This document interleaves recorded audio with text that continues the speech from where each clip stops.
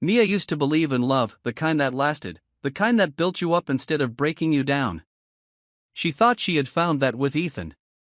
They met in college, where she was studying business and he was pursuing engineering. He had been charming back then, always the smartest guy in the room, full of plans for their future together. But somewhere along the way, his support turned into condescension, his affection into control. It started small. A joke here, a dismissive comment there. Mia had always dreamed of starting her own business. As a child, she would set up lemonade stands, sell handmade jewelry at school, even create small event planning services for her neighbors. It wasn't just about money, she loved the challenge, the creativity, the freedom. But Ethan saw things differently. A business, he scoffed the first time she mentioned it after they got married. Mia, come on. That's a hobby, not a career. At first, she thought he just didn't understand. It's not just a hobby. I have a plan, Ethan. I want to start my own boutique online first, then expand. I've been researching suppliers, branding, everything. He laughed. Not the warm, amused kind, but the cold, dismissive kind that made her stomach tighten. Babe, that's cute. But let's be real. Businesses fail all the time.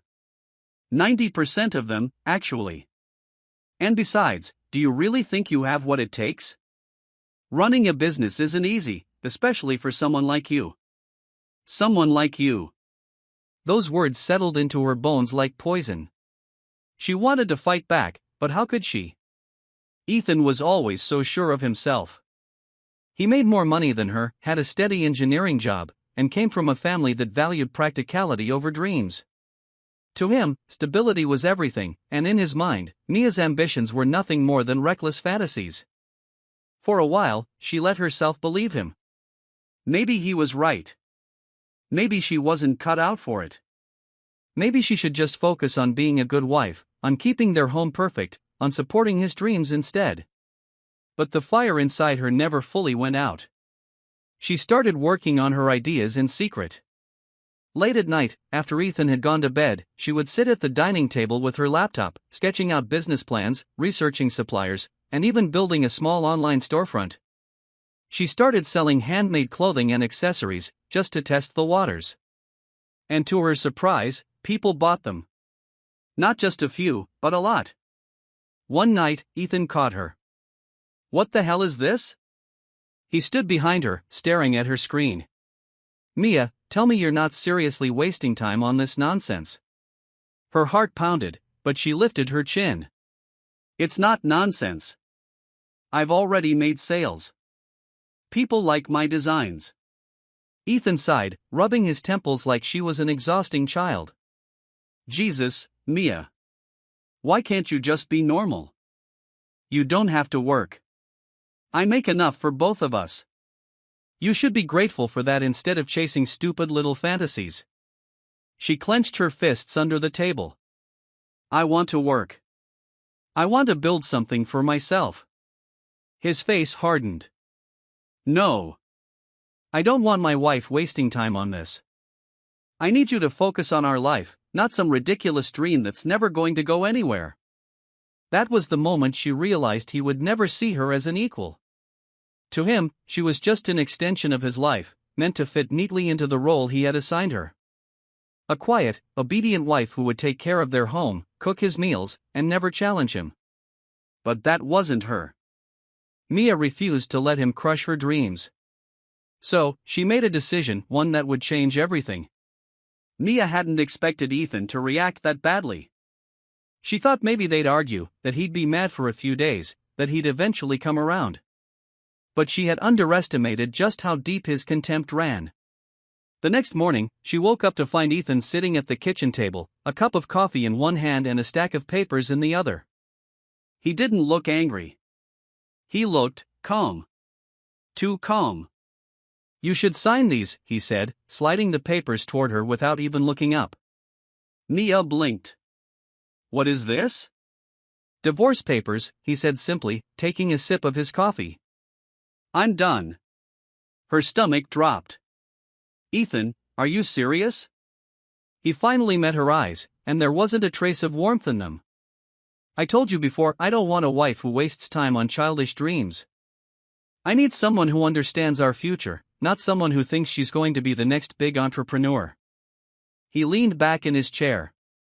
You obviously don't respect my opinion, so I don't see the point in staying married. Mia couldn't breathe. They had been together for 7 years. 7 years of building a life, of love, at least, she thought it was love. And now he was just throwing her away like she was nothing? Ethan, she whispered, her voice shaking. You're divorcing me because I want to work? No, I'm divorcing you because you're delusional, he said flatly. You're not cut out for this. And I don't have time for a wife who refuses to listen. She should have cried. She should have begged him to reconsider. But instead, something inside her snapped. Mia stood up so fast her chair scraped against the tile. Fine. If you think I'm such a burden, I'll leave. But don't you dare come crawling back when I prove you wrong. Ethan smirked like the very idea was laughable. Yeah, sure. I'll be waiting for that. He wasn't waiting. He was kicking her out. By the end of the week, she was gone. No money. No home. No support. He made sure of that. Ethan's lawyer was brutal. Since Mia hadn't been earning much, and she had relied on him financially, she had little legal standing to fight back. The apartment was in his name. The savings were mostly his. She had nowhere to go. She had never felt so small. At first, she stayed with an old college friend, crashing on her couch while she tried to figure out her next move. But it didn't take long for her to realize something painful. Sympathy only lasted so long. I love having you here, Mia, but have you thought about getting a job? Just something stable? Of course she had thought about it. But what job? She didn't want to work for someone else. She wanted to build her own thing. But that was just another dream, wasn't it? The doubt started creeping in, just like Ethan's words had always planted in her head. Maybe he was right. Maybe I'm not cut out for this. Maybe I should just give up. But then she saw a message pop up on her phone. A customer from her tiny online shop, one of the few things Ethan hadn't managed to take from her. Hi, I just wanted to say I love the dress I bought from you. Do you do custom orders? I'd love to get another one in a different color. Mia stared at the message, her heart pounding. This was it. This was her chance. She didn't need Ethan. She never did. She just needed to prove to herself, not him, that she could do this. So, she got to work. She used every last dollar she had to buy fabric and materials. She worked late into the night, sewing, designing, packaging. She promoted her store on every platform she could find, reaching out to influencers, posting in fashion forums, even offering discounts just to get her name out there. It wasn't easy. It was exhausting. There were nights she barely slept, days when orders were slow, moments where she questioned if she'd ever make it. But she refused to stop. Because this was her dream.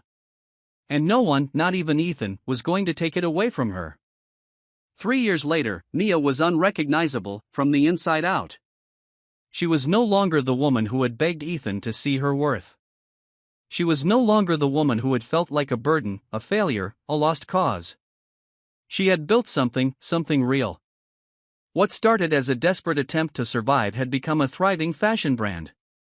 Her online boutique had exploded in popularity after a well-known influencer wore one of her designs, and from there, it had only grown. She had suppliers now, manufacturers, a full team running operations. She was no longer hand-sewing every piece herself, but she still designed every single one.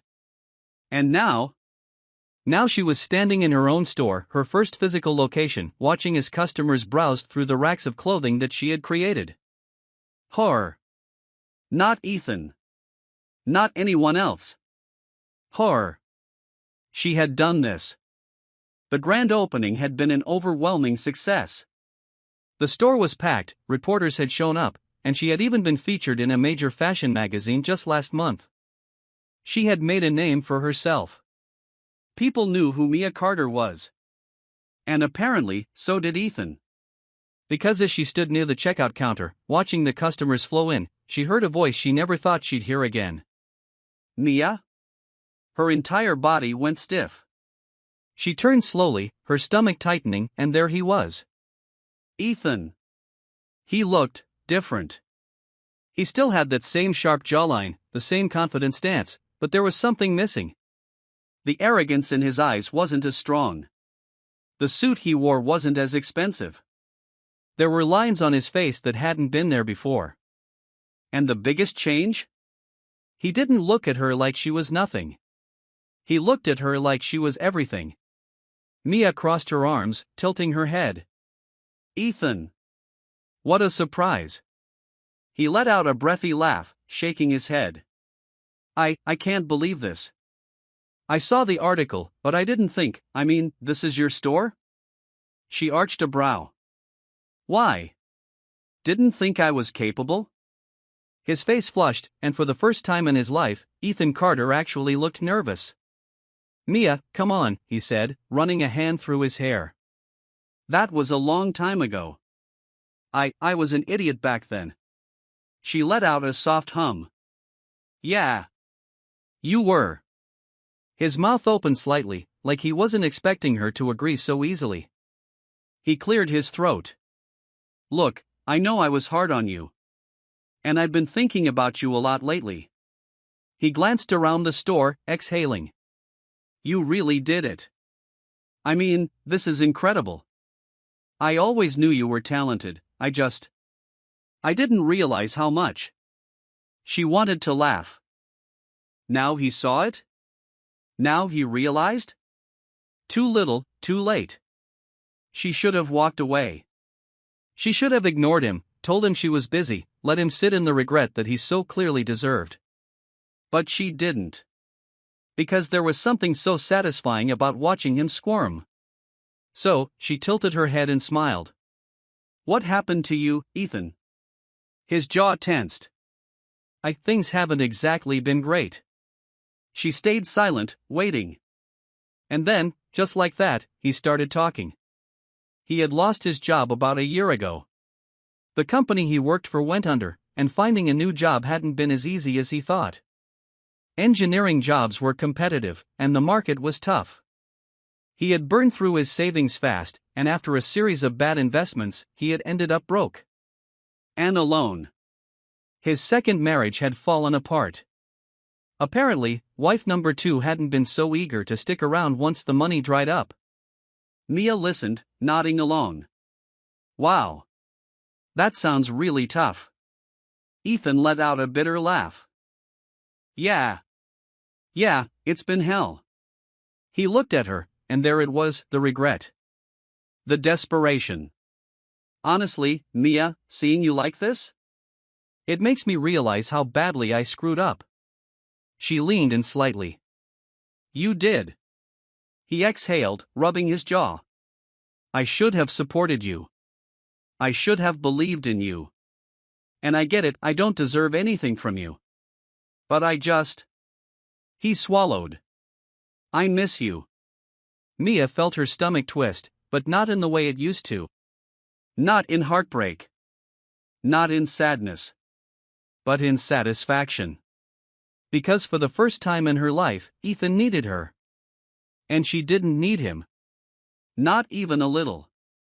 And that? That was power. She smiled sweetly, tilting her head. Oh, Ethan. That's really touching. He looked hopeful. Yeah. She took a step closer, just enough for him to think, for one brief, humiliating moment, that maybe she still cared. And then, she whispered the words that she had waited years to say. But you were right about one thing. He blinked. What? She smirked. I don't have time for a loser. His face crumbled. Mia turned on her heel and walked away, leaving him standing there in the middle of her store, in her success, with nothing left but his own regret. And God, it felt good. Mia had imagined this moment 1,000 times. In the darkest nights, when she was exhausted from working 3 jobs just to keep her business afloat, she had thought about what it would feel like to see Ethan again, to show him what he had walked away from. And now, it was even better than she had ever dreamed. She watched from across the store as Ethan stood there, stunned, his ego crumbling right in front of her. He looked lost. Out of place. Small. Just like she had felt when he had tossed her aside. It would have been so easy to ignore him. To walk away and never give him another second of her time. But Mia had spent years rebuilding herself from nothing, clawing her way out of the hole he had thrown her into. And now she wanted to make damn sure he felt every ounce of what she had felt. So, instead of leaving, she turned back. "Actually, Ethan," she said, her voice light, almost playful. "Since you're already here, why don't we catch up properly?" His eyes lit up with something like hope. I'd love that." She fought back a smirk. "Oh, I bet you would." She led him to a private lounge area in the back of the store, a sleek, modern space designed for VIP clients and press meetings. A server immediately brought them espresso, and Mia leaned back in her chair, crossing her legs as she studied the man in front of her. He looked uncomfortable. He should be. "So," she said, swirling her spoon in her cup. "Tell me, Ethan. How's life treating you?" He exhaled heavily, rubbing his jaw. "Honestly? It's been rough." "Oh?" She raised a brow, feigning concern. "Yeah. After we split, I thought things were going to be great, you know? I got remarried, had this whole plan. But then the company I was with went under, and suddenly, everything just fell apart." Mia hummed, taking a slow sip of her coffee. "That's a shame." He let out a bitter laugh. "Yeah, tell me about it." There was a pause. Then, he leaned forward slightly, his gaze searching hers. "But seeing you here," he said, his voice softer now. "It's crazy. I always knew you were talented, Mia, but this?" He gestured around. "This is incredible. I'm honestly so proud of you." Mia tilted her head. "Are you?" His jaw tensed. "Of course I am." She let the silence stretch between them, watching him squirm. Then, she leaned forward, resting her elbows on the table. "You know, Ethan, I've been thinking about you too." His face lit up just slightly, just enough for her to see the desperate glimmer of hope. She smiled. And then, she crushed it. "I've been thinking about how different my life would have been if I had listened to you," she said smoothly. "If I had given up. If I had stayed in that miserable little box you built for me." Ethan opened his mouth, but she didn't let him speak. "If I had stayed with you, I wouldn't have this." She gestured around them. "I wouldn't have this. I'd be stuck in a life I hated, wondering if I had been capable of more." She sat back, crossing her arms. "But you gave me the best gift, Ethan. You gave me the chance to prove you wrong." His expression darkened. "Mia, come on." "No." Her voice was sharp now. "You don't get to rewrite history. You laughed at me. You called me delusional. You made me feel like I was worthless. And now that you're the one with nothing, you want to pretend it never happened?" He clenched his jaw, looking away. "I was an idiot, okay? I get it. I was a complete ass. But I miss you." His voice was raw now. "I miss us." Mia stared at him for a long moment. Then, she laughed. Not softly. Not politely. She laughed. A deep, full, genuine laugh that made his face flush with embarrassment. "Ethan," she said between chuckles, wiping under her eye, "there was never an US. There was you, and the version of me you wanted to control." He swallowed hard. "Mia, please." She stood up, smoothing out her dress. "Thanks for stopping by, Ethan," she said, her tone light, almost sweet. "It was great catching up."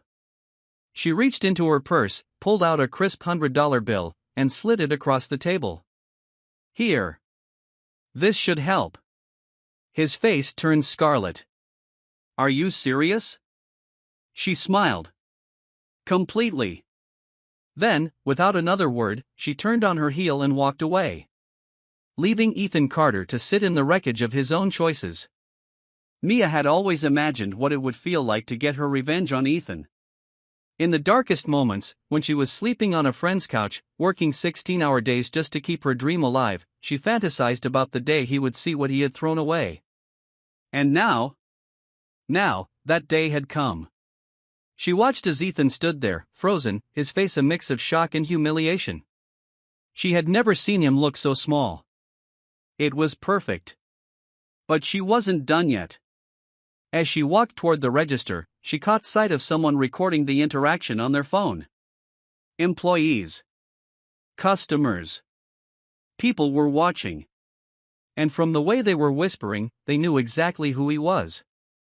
Good. Let him feel what it's like to be dismissed. Let him feel what it's like to be nothing. Ethan finally snapped out of his daze and hurried after her. Mia, wait, he said, his voice lower now, almost pleading. Can we talk? Just for a second? She turned slowly, raising a brow. About what? His jaw clenched. Come on, don't do this. We were together for years. You can't seriously just walk away. She let out a short laugh. You mean the way you walked away from me? The way you tossed me out like trash because you thought I was a failure? He flinched. I was wrong. Yeah, she said, tilting her head. You were. Ethan looked around, realizing that people were staring. The store had gone quiet. The tension was thick. And then, Mia saw it, the desperation creeping in. The way his shoulders slumped just slightly, the way his confidence cracked. He was drowning. And she was thriving. God, it felt good. She decided to twist the knife. You know, she mused, crossing her arms. It's funny. You always told me I wasn't good enough. That I'd never make it. And yet. She gestured around the store. Here we are. Ethan swallowed hard. I never should have said those things. I was arrogant. I thought I knew better, but clearly, I didn't. He took a step closer. Mia, I miss you. I miss us. She laughed. Us? Ethan, there is no us. There hasn't been for years. But there could be, he said quickly, desperation laced in his tone. We were good together once, weren't we? We can be that again. I've changed. I swear, I see things differently now. Mia stared at him for a long moment, pretending to consider it. And then, she smiled. Oh, Ethan, she said softly. That's really sweet. His shoulders relaxed slightly, hope flickering in his eyes. And then she delivered the final blow. But see, she continued, her voice almost mocking, I don't date losers. Ethan's face drained of color. The whispers in the store turned into quiet snickers. He knew people were watching. He knew they had just seen him get rejected, humiliated, by the woman he once called a failure. Mia leaned in slightly. Now who's not good enough, she whispered, just loud enough for him to hear. He exhaled sharply, stepping back like she had physically hit him. For the first time in his life, Ethan had nothing to say. Mia turned away from him without another glance, heading straight to the counter where her employees were waiting with barely concealed grins. And just like that, she had one. Ethan didn't leave right away. Mia could feel his presence lingering near the entrance, like a ghost from her past that refused to disappear. Part of her had expected him to storm out in humiliation, but no, he was desperate. And desperate men did desperate things. So, when she saw him waiting near the store's window, pacing like he was trying to work up the courage to approach her again, she sighed and decided to deal with him one last time. She walked over, arms crossed, her heels clicking sharply against the floor. Ethan, she said, her tone flat. Why are you still here? He turned quickly, his eyes filled with something she hadn't seen in him before, genuine regret. Mia, please, he said, his voice lower now, almost vulnerable. Just hear me out. She arched a brow but didn't say no. He took that as permission to continue. I know I was a terrible husband, he admitted, running a hand through his hair. I was arrogant, I was selfish, and I treated you like you didn't matter. And I don't know why I did that. Maybe because I was so caught up in my own life, my own career, that I didn't think you could ever actually succeed without me. Mia stayed silent, watching him. He let out a bitter laugh. But you did. And now? I'm the one struggling, and you have everything. A flicker of emotion passed through her, but it wasn't sympathy. It was just closure. For so long, she had wanted this moment. She had wanted him to see what he had lost. And now that he was finally saying the words she had once begged him to say? She felt nothing. Ethan inhaled deeply. I don't expect you to forgive me. I just wanted you to know that I regret everything. If I could go back, if I could change the way I treated you, I would. But I can't. She tilted her head. No, you can't. He swallowed hard. But maybe we could start over? Mia blinked. Start over? Not right away, he said quickly. I just mean, maybe we could get coffee. Talk. See where things go. His lips curled into a small, hopeful smile. We were good together once, Mia. Maybe we could be again. She just stared at him for a moment. And then, finally, she sighed.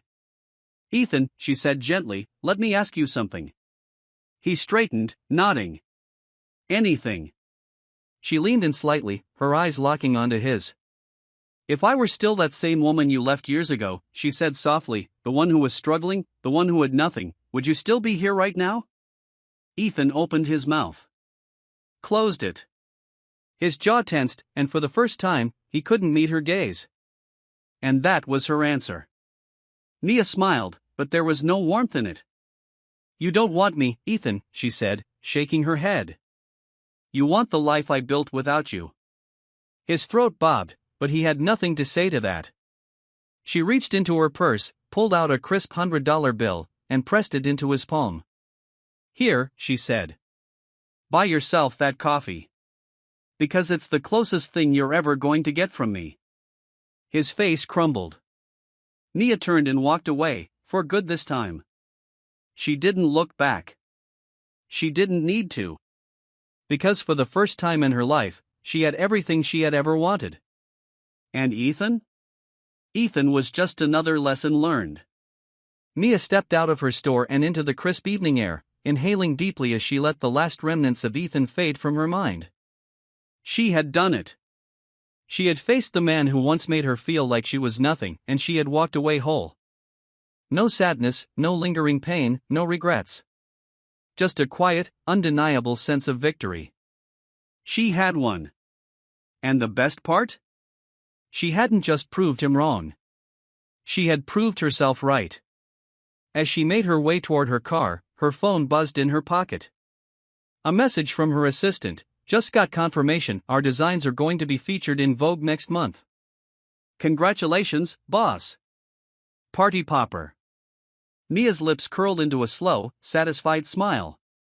Once upon a time, Ethan had laughed at her dreams. He had told her she would never be successful. That she wasn't good enough, smart enough, capable enough. And yet, here she was. Her company was expanding. Investors were lining up. And now? Vogue. She wasn't just successful, she was becoming a force. And Ethan? Well. He was just another man who let his own arrogance destroy him. As she unlocked her car and slid inside, her phone buzzed again. Another message. This time, from Daniel. Mia bit her lip, unable to stop the warmth that spread through her chest. Daniel had been one of the first investors to believe in her. A sharp businessman, kind but ruthless when necessary, and if she was being honest, a little too attractive for her own good. They had spent months working together, growing her brand, building something incredible. And somewhere along the way, the late-night strategy meetings had turned into something more. She opened his message. Celebratory dinner tonight? You pick the place. Can't wait to see you. Winking face.